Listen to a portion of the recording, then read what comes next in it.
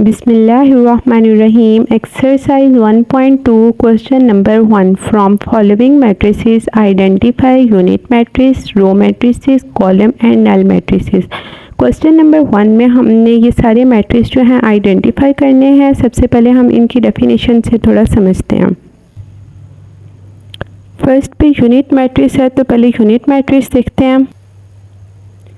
Our diagonal matrix is called identity or unit matrix if all diagonal entries are 1. It's mean कि जो matrix हमें given होगा अगर इस पोजीशन में तीनों 1 हो तो वो हमारे पास यूनिट मैट्रिक्स होगा।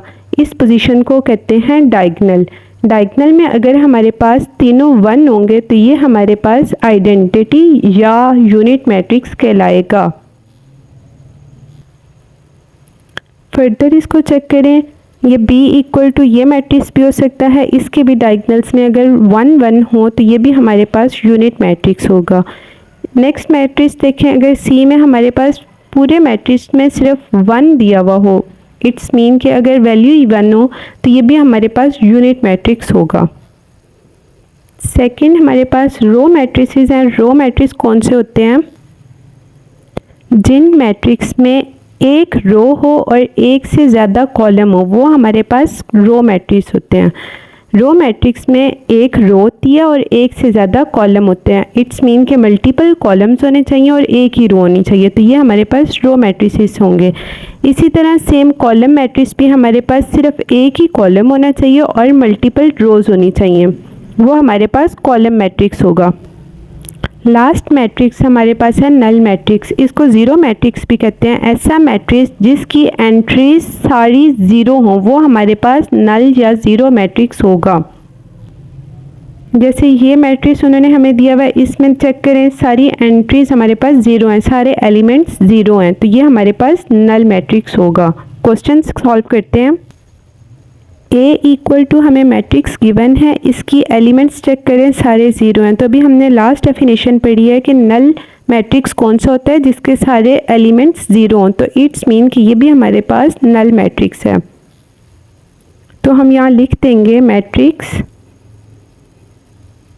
A is a null matrix.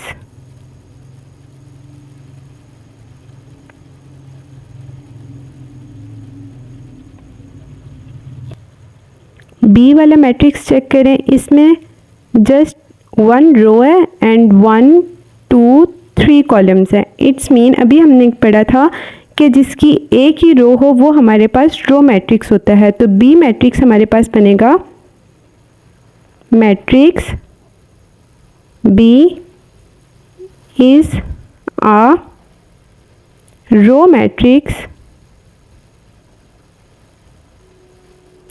क्योंकि इसमें जस्ट 1 रो है एंड मल्टीपल कॉलम्स हैं। सेम सी का चेक करें, इसमें हमारे पास 1 2 एंड 3 रोज़ हैं एंड 1 कॉलम है। एक कॉलम है और 3 रोज़ हैं, तो यहाँ पे हम लिखेंगे matrix C is a column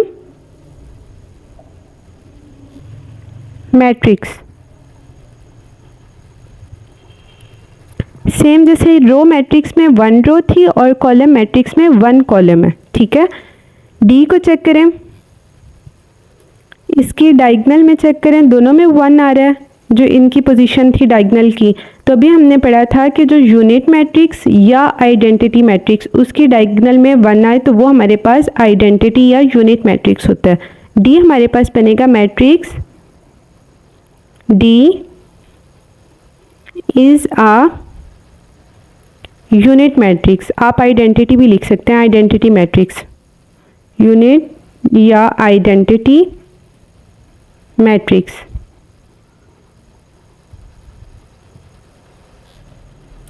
वो मैट्रिक्स जिसके सारे एलिमेंट्स ज़ीरो हों वो हमारे पास नल मैट्रिक्स होता है।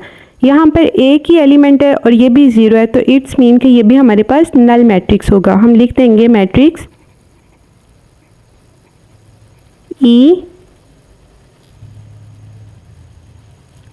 is a null matrix।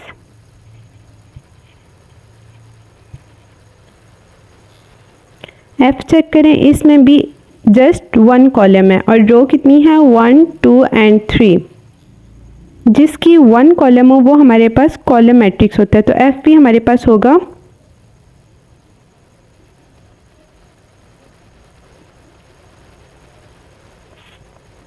Column matrix.